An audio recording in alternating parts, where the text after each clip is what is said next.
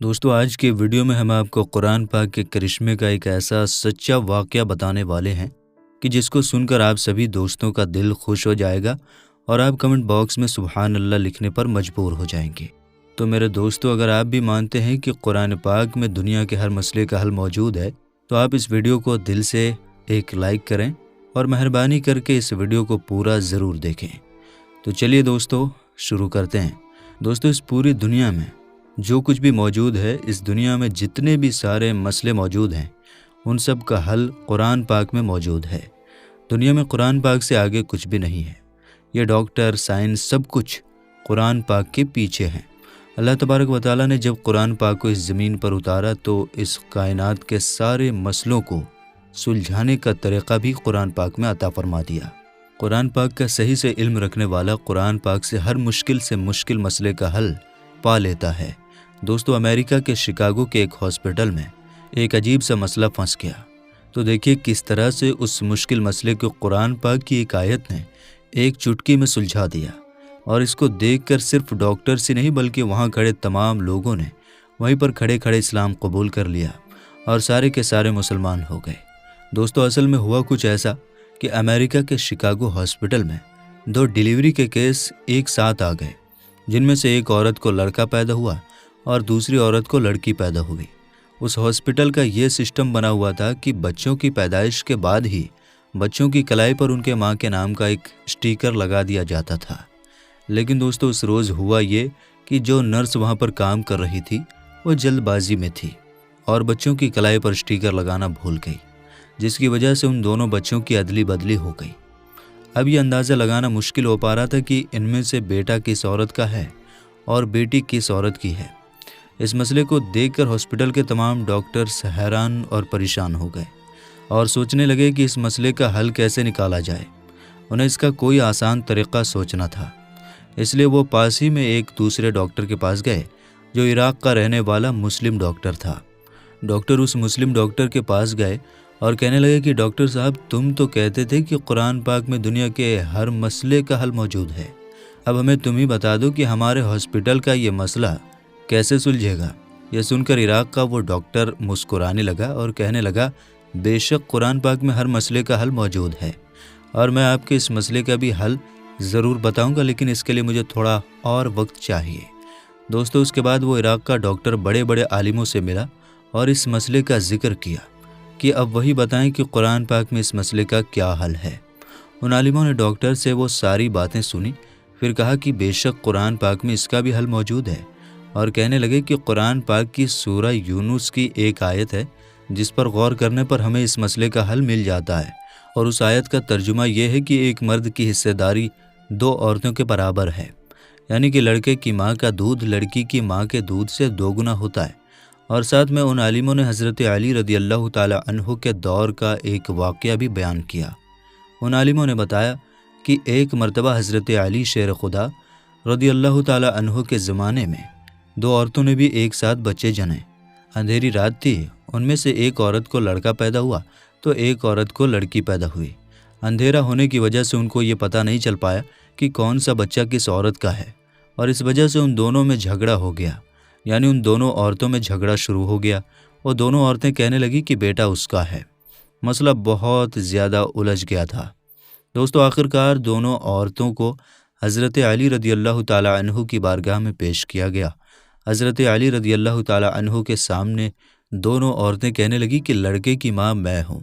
حضرت علی رضی اللہ تعالی عنہ نے دونوں عورتوں کی باتوں کو سنا اور اس کے بعد فرمایا کہ تم اپنا دودھ چھاتیوں سے نکال کر میرے پاس ایک برتن میں لے کر آنا۔ چنانچہ اس کے بعد وہ دونوں عورتیں گئیں اور اپنا اپنا دودھ نکال کر آئی۔ آپ حضرت علی رضی اللہ تعالی عنہ نے دونوں عورتوں کے دودھ کو تولا، یعنی کہ ان کا وزن کیا، تو آپ نے دیکھا کہ ایک عورت کا دودھ دوسری عورت کے مقابلے 2 گنا پایا گیا۔ تو یہ دیکھ کر آپ نے فرمایا، جس عورت کا دودھ بھاری ہے، یعنی جس کا دودھ وزنی ہے، لڑکا اسی عورت کا ہے۔ یہ فیصلہ سن کر لوگوں نے حضرت علی رضی اللہ تعالی عنہ سے پوچھا کہ آپ نے اس مسئلے کو چٹکی میں ہی کیسے سلجھا دیا؟ تو آپ نے فرمایا کہ قرآن پاک میں ارشاد فرمایا گیا ہے کہ خدا نے مرد کو ہر چیز میں فضیلت دی ہوئی ہے، یہاں تک کہ کھانے میں بھی ایک مرد کی حصہ داری ایک عورت کے مقابلے 2 گنی ہوتی ہے۔ بس اسی حقیقت کے پیش نظر میں نے سوچا کہ جس عورت کا دودھ وزنی ہوگا وہی بیٹے کی ماں ہوگی، اور وہی فیصلہ میں نے سنایا ہے۔ دوستو، عالموں کی انہی باتوں کو سننے کے بعد عراق کا وہ ڈاکٹر اسی شکاگو ہاسپٹل میں واپس گیا اور ان ڈاکٹروں کو قرآن پاک کی اس آیت کے بارے میں بتایا اور اس کا مطلب بھی سمجھایا، اور عراق کے ڈاکٹر نے کہا کہ قرآن پاک کے حساب سے عورتوں کے دودھ کا وزن کیا جائے، یعنی کہ ان کو تولا جائے، جس کا دودھ وزنی ہوگا بیٹا اسی عورت کا ہوگا۔ لہٰذا اس کے بعد ان دونوں عورتوں کے دودھ کا وزن کیا گیا تو دیکھا گیا کہ پہلی عورت کے مقابلے دوسری عورت کے دودھ کا وزن 2 گنا ہے، اور اس میں وٹامن گلوکوز کی ماترا بھی پہلی عورت کے مقابلے 2 گنی پائی گئی ہے۔ تو دوستو، اب یہ ثابت ہو چکا تھا کہ لڑکی کی ماں کون سی عورت ہے اور لڑکے کی ماں کون سی عورت ہے، یعنی اب بیٹا اور بیٹی کا ڈیسیجن ہو چکا تھا۔ عراق کے اس ڈاکٹر نے ان امریکی ڈاکٹروں کو بتایا کہ ہمیں قرآن پاک کہتا ہے کہ ایک مرد کی حصہ داری 2 عورتوں کے برابر ہوتی ہے، اور یہاں تک کہ غذا بھی۔ دوستو، یہ دیکھ کر شکاگو کے ہاسپٹل کے ڈاکٹروں کو یہ سمجھ میں آ چکا تھا کہ سائنس اور ڈاکٹر قرآن پاک کے پیچھے ہیں، یعنی قرآن پاک نے دنیا کے ہر مسئلے کا حل بتا دیا ہے۔ اب دوستو، وہ ڈاکٹر اسلام میں داخل ہونے کو اتاولے ہونے لگے، مگر ابھی بھی ان کے دل میں کچھ کسر باقی تھا، جن کے لیے اس بچے اور اس کے باپ کا DNA ٹیسٹ کروانا چاہتے تھے۔